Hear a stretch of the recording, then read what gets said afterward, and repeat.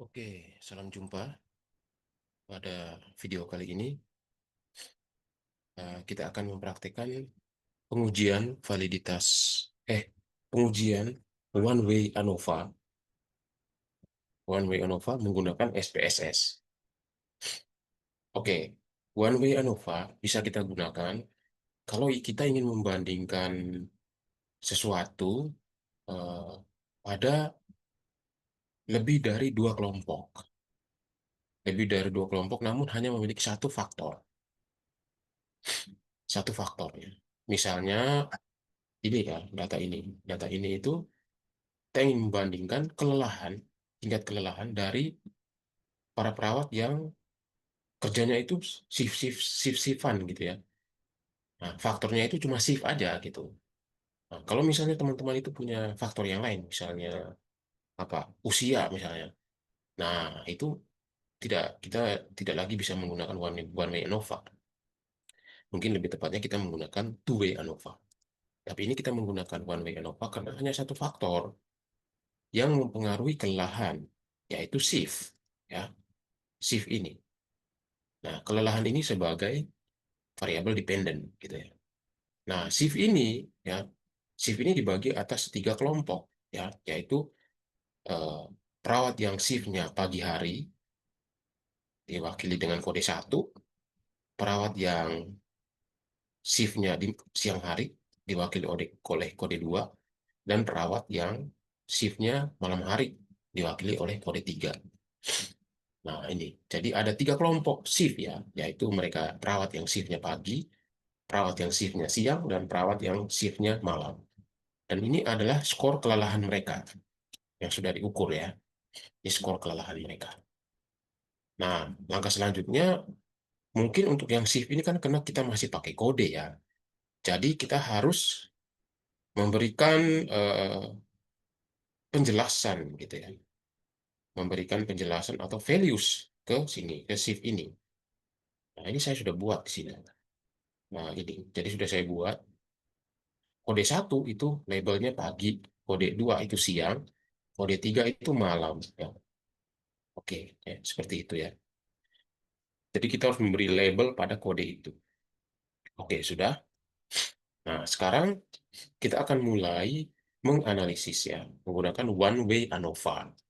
Caranya kita ke Analyze, pilih Compare Means and Proportion, lalu pilih one way ANOVA. Nah, ini saya reset dulu. Untuk dependennya, variabel dependennya kita masukkan ke dependent list, lalu shift-nya kita masukkan ke vector. Lalu di posok ini, ya, nah posok ini digunakan untuk membandingkan antar dua kelompok shift gitu ya. Nah, kalau ANOVA sendiri itu untuk membandingkan keseluruhan tiga-tiga kelompok itu apakah ada perbedaan atau tidak. Tapi kalau posok itu untuk membandingkan hanya antara dua kelompok aja, misalnya antara shift pagi dengan siang, lalu shift pagi dengan shift malam, lalu shift siang dengan shift malam. Malam. Nah, itu kita menggunakan posok ya, posok one way posok. Nah, di sini ada macam-macam ya, macam-macam equal variance assume ya. Yang biasa digunakan itu LSD, Benfroni, kalau nggak Tuki, kalau nggak Duncan ya. Mungkin kita pakai yang LSD saja ya. Terus untuk option ini kita mau memunculkan homogeneity testnya. Ya, jadi kita untuk tes apakah tiga kelompok itu punya variasi yang homogen atau tidak.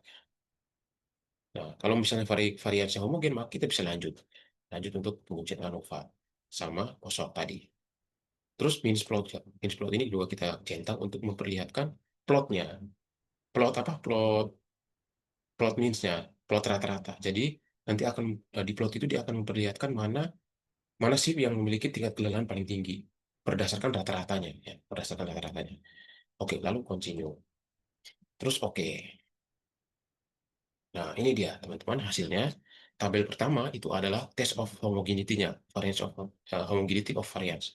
Jadi di sini untuk memperlihatkan apakah tiga kelompok itu memiliki variasi yang homogen atau tidak. Nah, kita bisa melihat di nilai signifikansinya. Coba kita menggunakan based on mean ya. Di situ nilainya 0,379. Nah, persyaratannya kalau nilainya itu di atas 0,05, maka bisa kita katakan ketiga kelompok itu variasinya homogen atau sama. Nah, di sini kan dia signifikansinya 0,379 ya, lebih besar dari 0,05. Maka bisa kita katakan variasinya sama.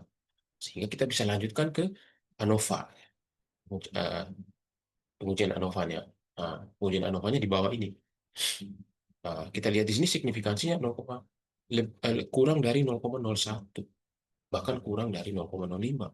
Maka bisa kita katakan ya ada perbedaan kelelahan antar tiga kelompok itu ya.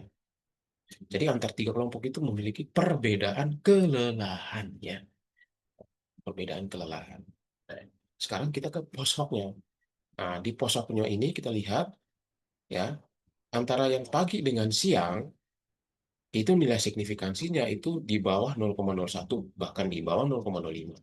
Maka bisa kita katakan ada perbedaan kelelahan antara perawat yang shiftnya pagi dengan perawat yang shiftnya siang.